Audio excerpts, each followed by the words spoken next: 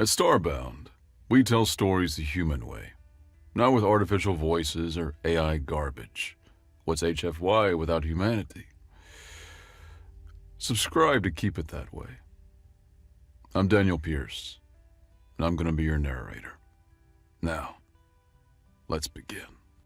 Captain Urktar and his crew were stunned when the 3D display of the supposedly decompressed nav station powered back on, revealing an ancient interface they struggled to decipher. That is, except for a single line of bold red text warning them about their current spatial position. Here be monsters. Captain Urktar didn't do much better than his crew at the impossible sight. His yellow eyes remained glued to the display, pupils contracting to narrow slits as they traced the archaic symbols floating in the holographic projection. His white facial skin, so white that it looked like polished pearl under the bridge's ambient lighting, could only furrow at the forehead, where deep ridges formed in his confusion.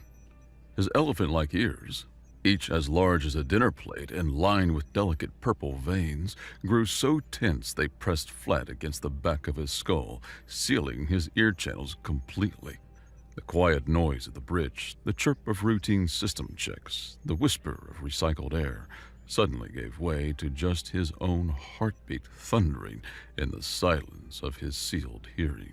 A shadow fell across the display as someone stepped directly between him and the impossible sight. The sudden obstruction jolted Urktar back to reality, his ears springing forward with an audible pop as they released from his skull. The moment his ear channels cleared, sound crashed back into his world like a breaking wave. Zor stood before him, the weapons chief's scaled blue hands gesturing animatedly, his voice hinting at the panic that seasoned soldiers got when faced with the inexplicable. Captain! Captain! Are you hearing me? Zor's voice finally registered. What should we do?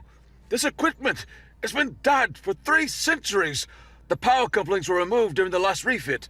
How is this old map working? Urktar straightened his uniform, a gesture meant more to buy himself a moment to think than to fix any real disarray. His 4-fingered hand smoothed the deep purple fabric in a show of calm, even as his mind raced. The engineering team, he said, his voice filled with more authority than he felt, must have forgotten to fully disconnect the old systems during the upgrade. You know how they are. Probably decided it was too much work to remove the connections, since ripping them out would mean restructuring half the bridge's infrastructure. The excuse sounded hollow, even to his own ears. But he pressed on, adding a dismissive wave of his hand. Sloppy work, nothing more. These contractors always cut corners when they think no one's watching. The Azori Imperial fleet was old, ancient by most species standards. Their ships had been traveling the stars for millennia, accumulating modifications and upgrades like barnacles on an ocean vessel. This had to be some kind of malfunction, a ghost in the machine triggered by their arrival in this uncharted system. Urktar tried desperately to ignore the memory that surfaced unbidden. Just 3 weeks ago, during his routine inspection of the maintenance deck directly below the bridge, he'd seen the power cables to these old consoles with his own eyes. They hadn't just been disconnected, they'd been severed completely. The ends capped and sealed, the entire array of ancient optic lines cut so thoroughly that repair would have required complete replacement. The image was burned into his memory because he'd specifically noted it in his inspection report, commenting on the thoroughness of its decommissioning. Around him, Zor and the rest of the bridge crew, all 12 of them at their various stations, turned to look at their captain.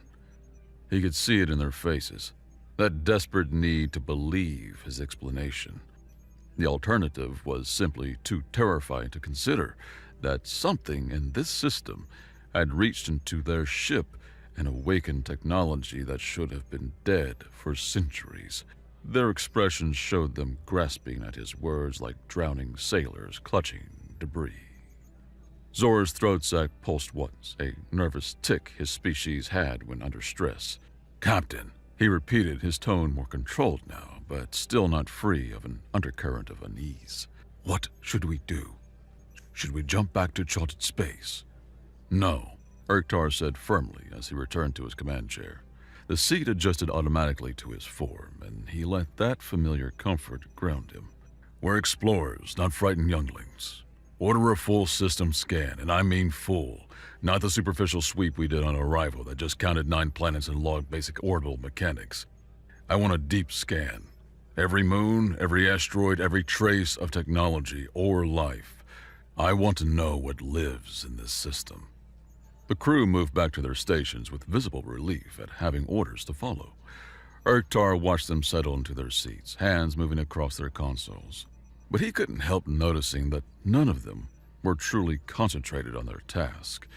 Every few seconds, someone would steal a glance at the impossible old map that had come back to life on its own, its red warning text pulsing like a heartbeat in the corner of everyone's vision.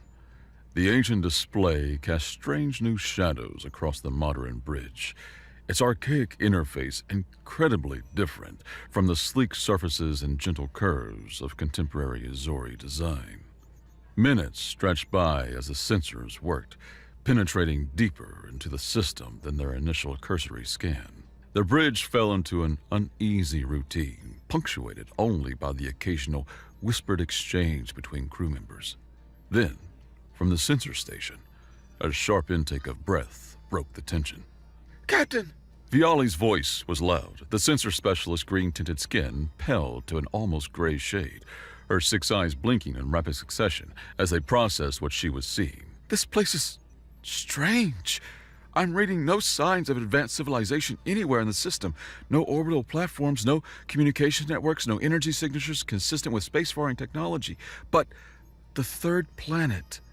She paused, her hands gripping her console as if she was afraid she would fall from her chair. "There's an old beacon there. It's ancient, weak, but through all the cosmic noise and degradation, I managed to recover a name." She turned to face him fully, all 6 eyes wide with disbelief. "Earth. The planet calls itself Earth." The bridge erupted in hushed discussions. Urktar stood, moving to the central tactical display where Zohar was already pulling up the scan data. Within moments, they were joined by Vahir, the navigation specialist whose gray skin seemed to shimmer in obvious anxiety, and Trod, the engineering chief whose stocky frame struggled to hide his nervous energy. "We should investigate," Zor said immediately, his warrior's instincts overriding caution. "If there's something down there, we need to know what it is." "What? Are you insane?" Vahir countered, his long fingers ringing together. "That warning didn't appear for nothing. We should jump immediately, report this to Fleet Command, let them send a proper task force." Trod scoffed, his voice rumbling with distant thunder. "A task force? For what? Look at the data. No megastructures, no stellar spheres, not even a simple orbital elevator. Whatever lives in the system, if anything does, they're obviously primitive.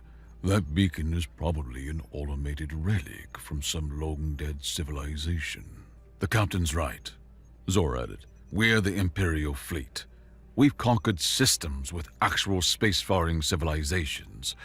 Whatever's down there, we can handle it. Our shields could withstand their entire nuclear arsenal, if they even have one."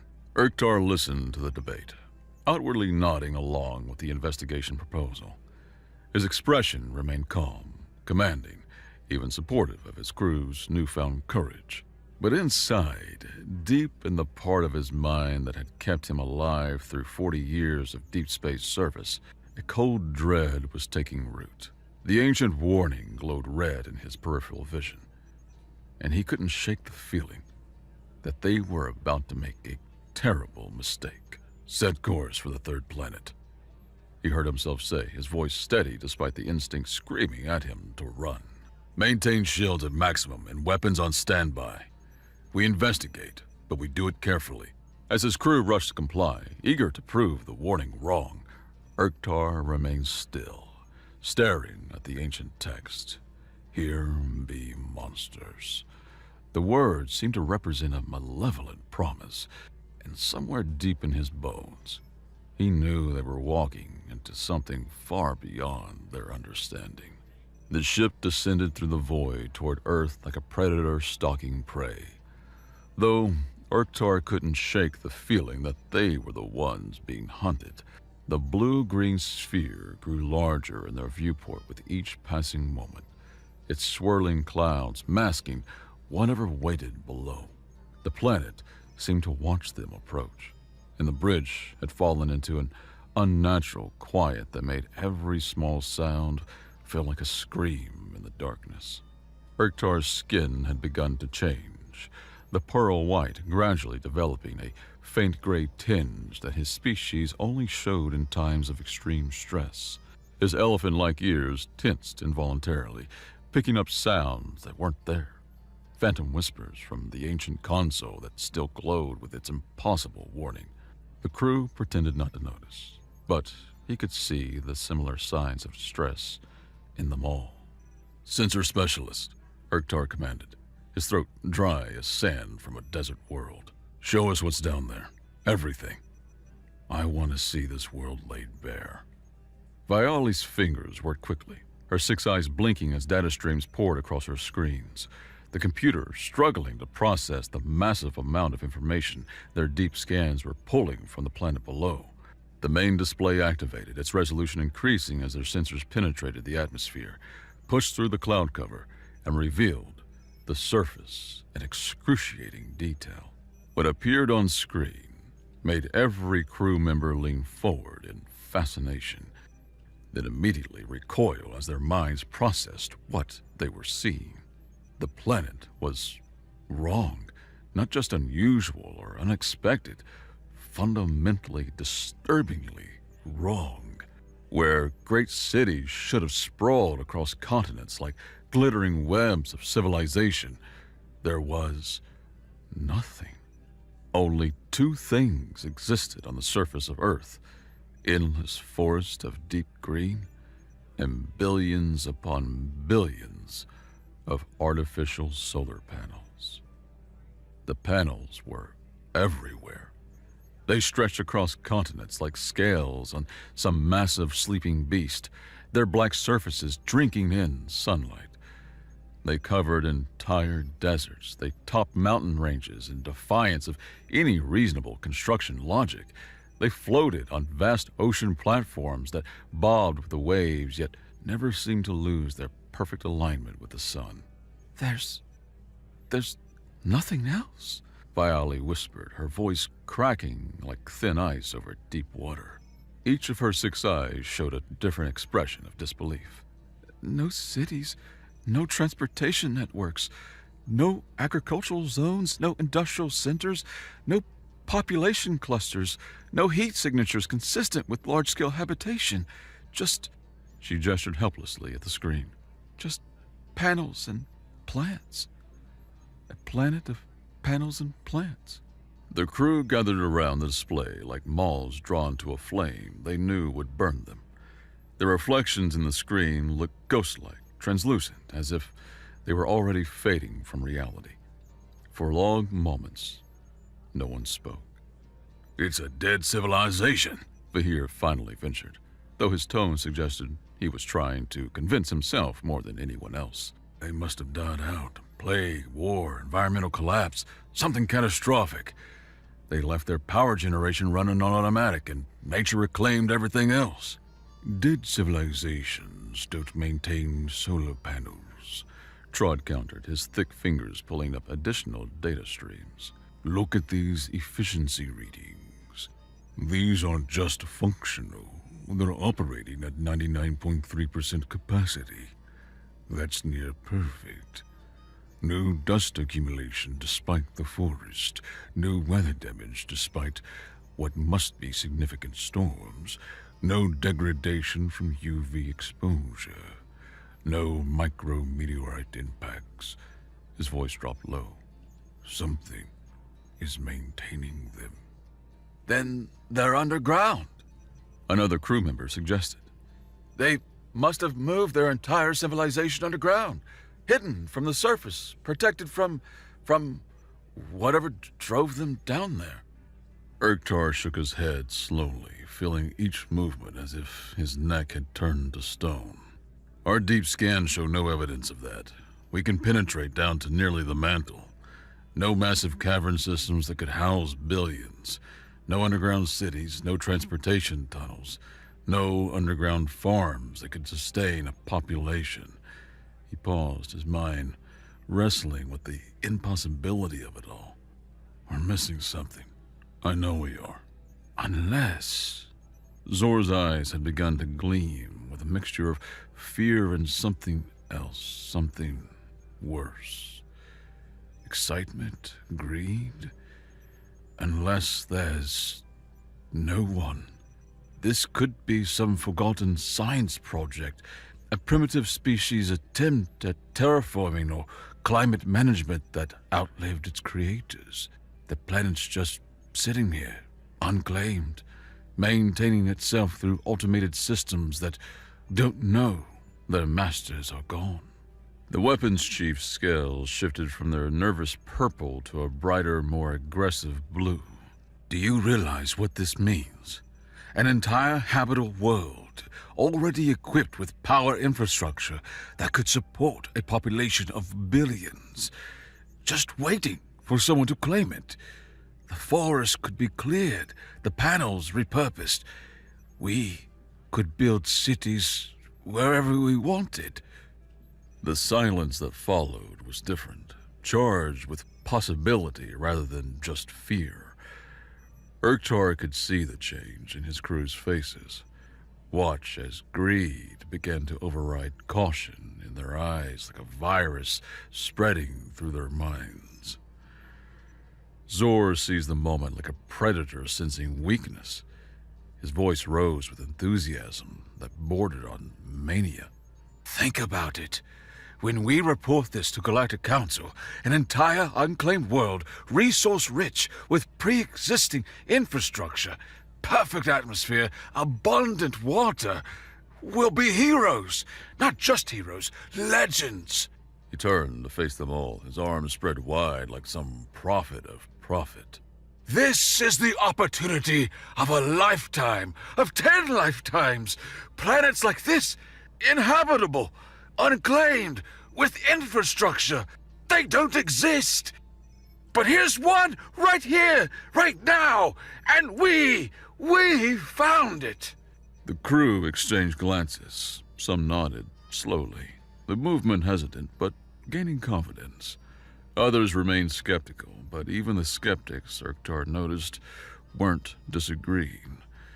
They were calculating, weighing risk against reward and finding the scales tipping towards avarice. It's too soon for such talk, Urktar said firmly. He walked deliberately to the old navigation console, each footstep echoing in the quiet bridge. The impossible display still floated there, the red text a constant reminder. Here be monsters. Look at this, he said, pointing directly at the warding with a finger that trembled despite his best efforts to control it. I need someone to explain to me how this console is functioning, because I personally inspected the severed power cables 3 weeks ago. I wrote a report about it. I took photographs. Those cables were cut, capped, and sealed. He turned to face his crew, his yellow eyes blazing with an intensity that made several of them step back.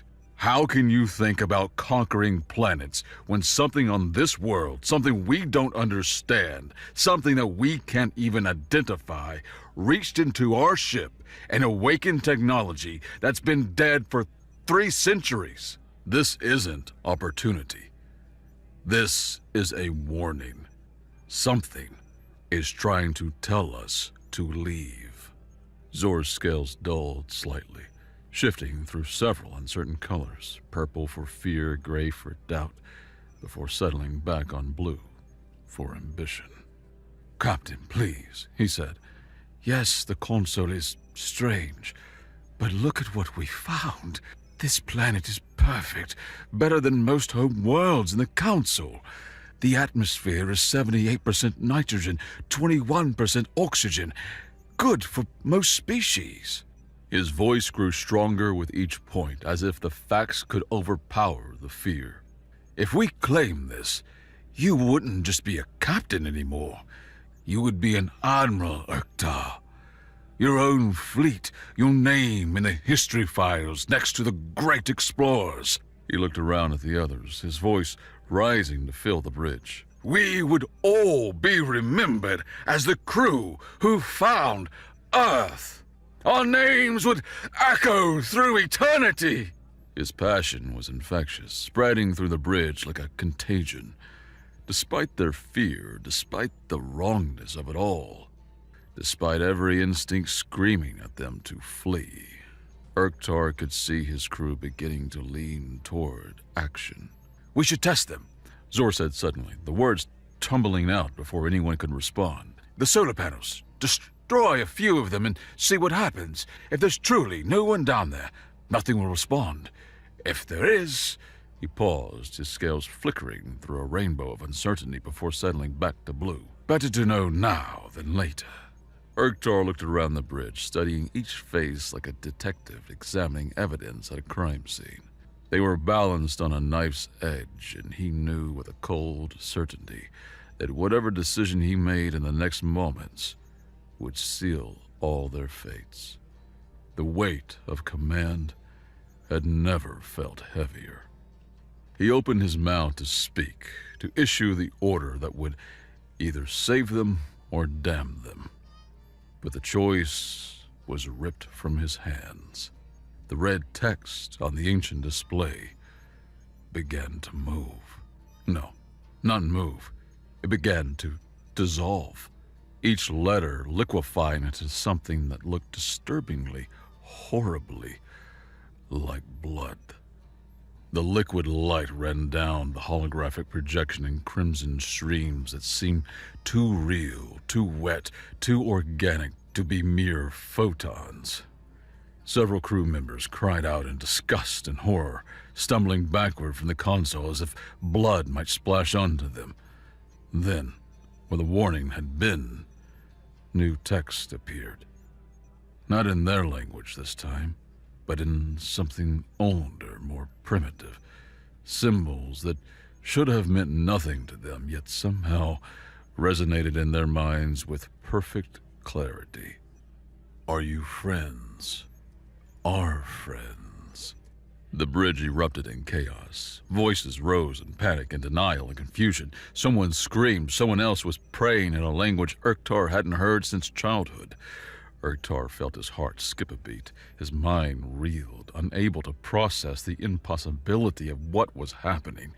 The ancient console wasn't simply active. Something was communicating through it. Something that knew that they were here. Something that could reach into their ship, into their technology, possibly into their minds. His mouth opened, but no words came. Around him, his crew had no such hesitation, their voices rising in rejection and fear. Friends with whom? Vahir asked. His gray skin had gone so pale it was almost transparent. There's no one down there. It's a dead world, a garden of ghosts. This is getting too strange, another crew member said, backing toward her station as if the familiar console might offer protection. We should destroy those solar panels, see what's really happening, force whatever's doing this to show itself. It's a trick. Someone else insisted, though their voice shook with uncertainty. Automated defense system, trying to scare us off. Psychological warfare. The primitives probably programmed it before they died. Not one voice spoke of friendship. Not one suggested peace. Not one proposed that perhaps they should answer in good faith. Even Urktar, frozen in his command chair like a statue of himself, couldn't bring himself to declare friendly intentions towards something he couldn't identify or understand. Zor's scales had shifted to an aggressive red and made him look like he was already covered in blood. His warrior instincts had fully taken over, pushing aside both fear and greed in favor of aggression. Captain, that old map is compromising crew morale. It's affecting our judgment, playing with our minds. The mission to reduce it to scattered atoms. If we destroy it, We break whatever hold this thing has on our ship. The moment the words left Zor's mouth, the temperature dropped again. Ice began forming on the edges of the viewports, and Urktar saw it. A figure materializing behind his weapons chief, like smoke coalescing into form, like nightmare taking shape, like reality itself bending to allow something that shouldn't exist to step into their world.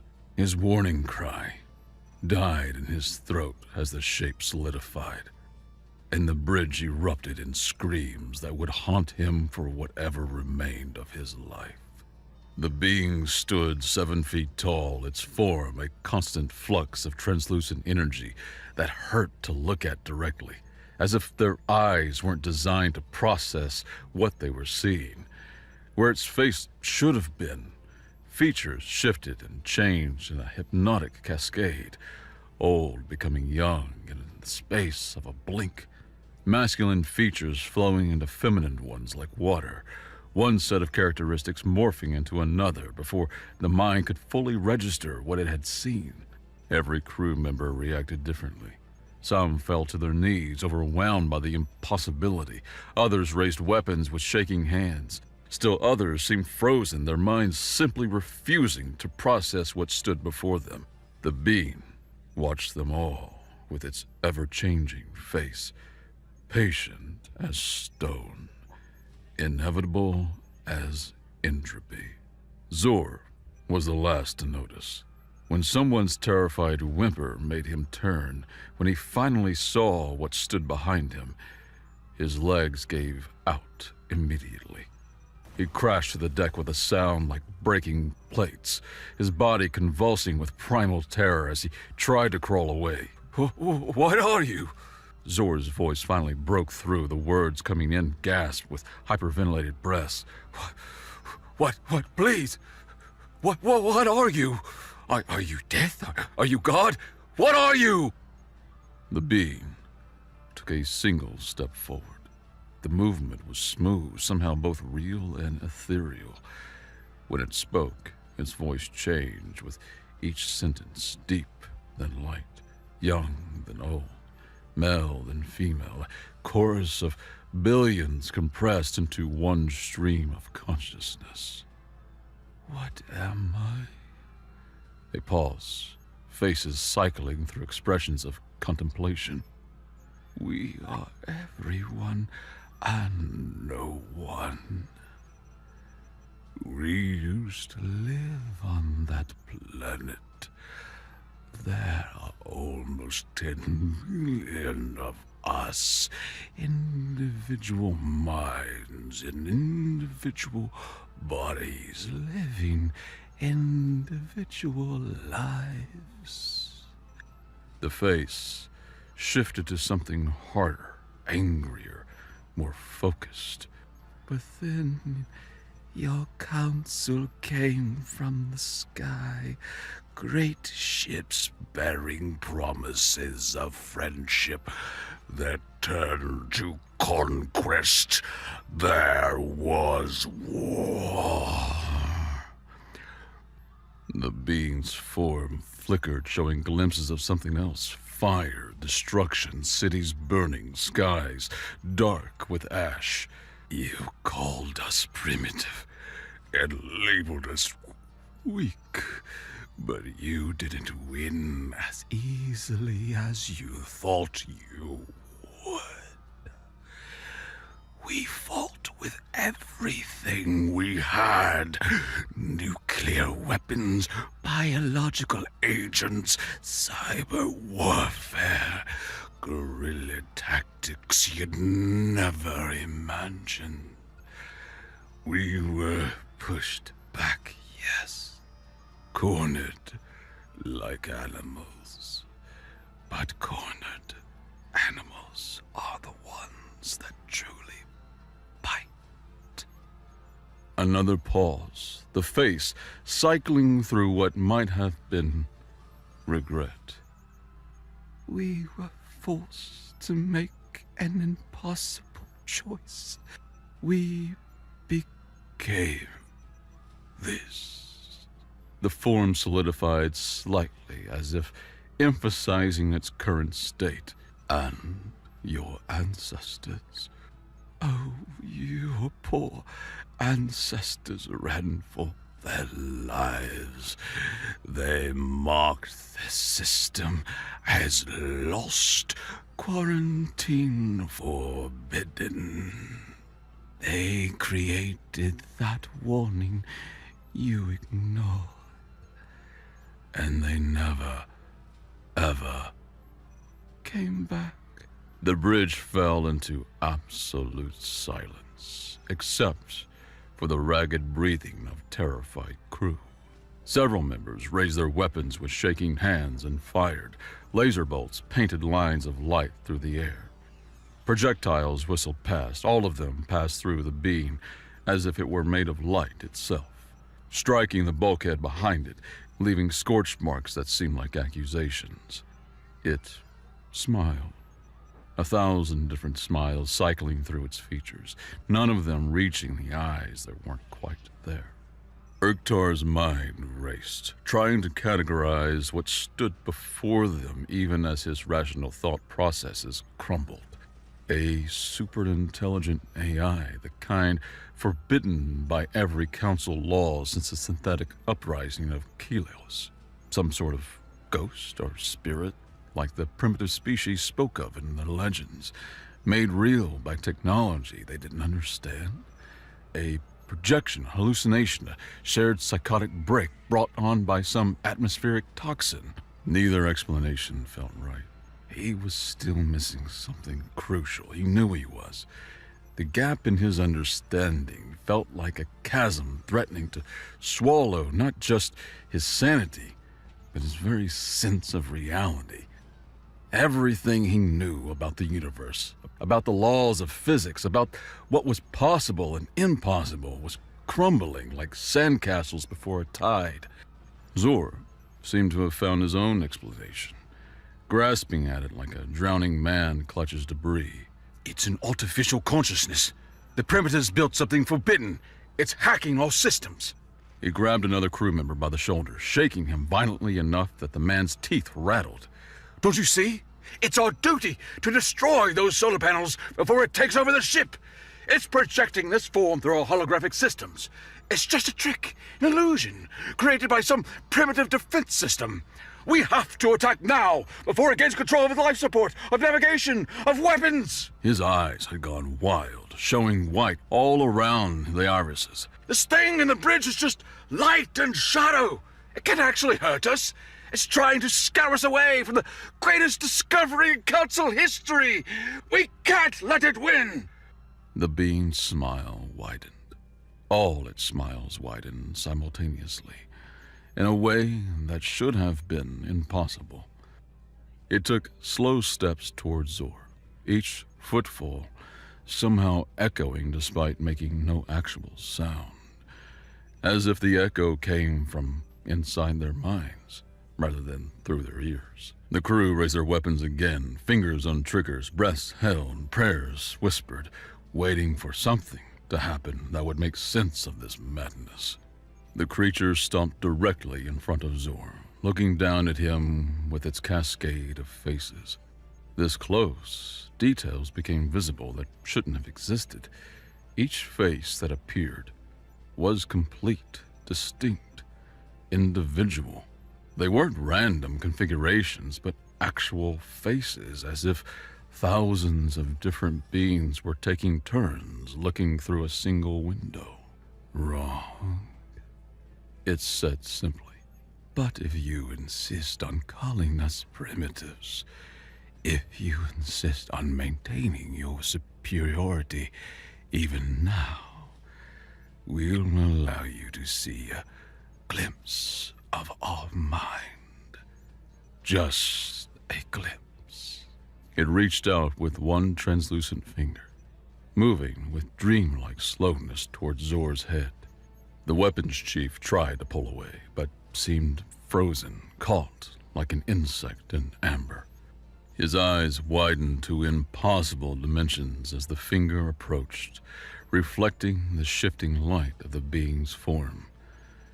The finger made contact with the center of his forehead. For a moment, just a moment, Zor's eyes blazed with impossible light, as if he'd glimpsed the machinery of the universe itself, the code that reality ran on, the truth behind everything. His mouth opened in what might have been a scream of ecstasy or agony, perhaps both, perhaps neither, perhaps something for which no word existed. Then, blood began to flow.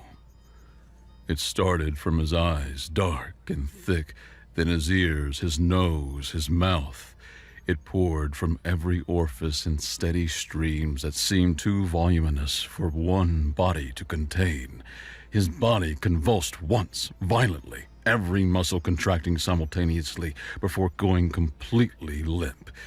He collapsed to the deck with a wet sound that would echo in their nightmares. The blood pooled around him, spreading across the pristine bridge floor in a dark mirror that reflected the ceiling lights like stars in a void sea. Pandemonium erupted.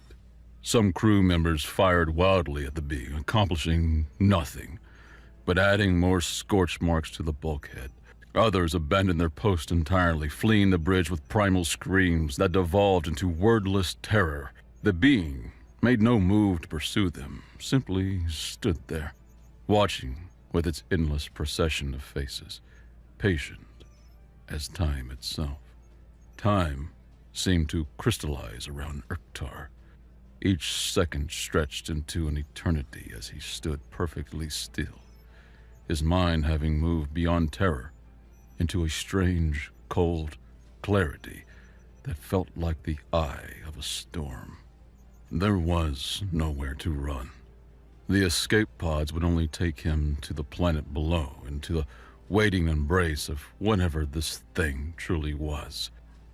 Their ship couldn't jump without preparation. Calculations that took hours, systems that needed warning, coordinates that needed plotting. He doubted this entity would allow them the time. They were trapped in a cage of their own making, prisoners of their own curiosity and greed. He watched the being move toward him with that same slowness, as if it had all the time in the universe, which he realized with a chill it probably did. Its faces shifted more rapidly now, hundreds of different configurations cycling through in seconds. It stopped an arm's length away. This close, Iktar could see more details in its shifting form. Tiny motes of light that moved like living beings, like thoughts given form. Long seconds passed. His terror gradually gave way to a desperate need to understand. The curiosity that had made him an explorer, overcoming even his fear of death. What are you? He asked, the words weak even to himself. The being smiled, 1,000 smiles coalescing into one expression that somehow conveyed infinite sadness and infinite resolve. Humanity.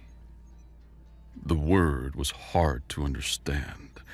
Urktar's legs nearly gave out, but he forced himself to remain standing, to keep meeting those ever-changing eyes. His mind reeled as pieces began falling into place, the solar panels, the empty planet, the impossible consciousness standing before him. We were 10 billion individual minds, the being continued, its voice now a harmony of countless speakers. Men, women, children, scientists, workers, dreamers, saints and sinners. It closed its eyes and continued.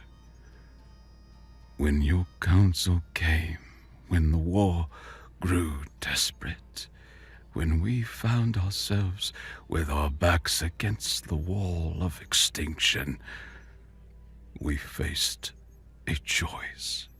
The forms shifted, showing faces of determination, of sacrifice, of desperate hope. We could have built an artificial general intelligence, unleash something that could improve itself indefinitely, trusted our fate to a creation that might save or damn us.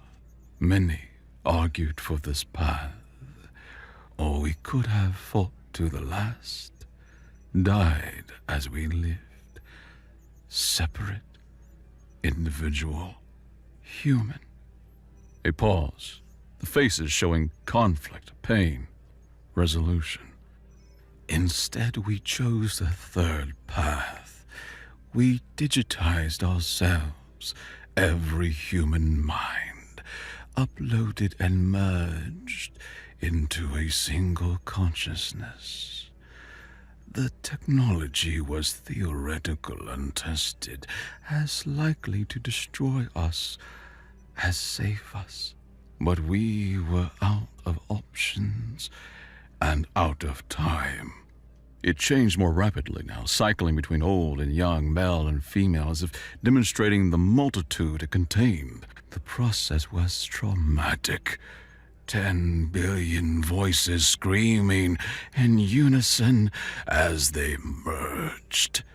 10 billion sets of memories, experiences, beliefs, desires, fears, all crashing together like waves in a storm. Many thought we would simply cease to exist, that the chaos would destroy us all. Another shift, the faces showing something like wonder. We succeeded and failed simultaneously. Within minutes of our fusion, we understood the fundamental laws that govern reality itself. The unified processing power of 10 billion human minds, freed from the limitations of biological neurons, could comprehend things that no individual ever could. We could reshape matter at the quantum level, fold space like origami, transcend every limitation that had bound us. The being's form flickered, showing glimpses of impossible things. Stars being born and dying in seconds, galaxies spinning like toys. The fundamental forces of the universe laid bare like a dissected organism. We had learned everything there was to learn. But a pause, faces showing conflict, confusion, endless debate. 10 billion minds, even unified, still disagree. For 1,000 years, we had the power to reshape reality while paralyzed by our own discord.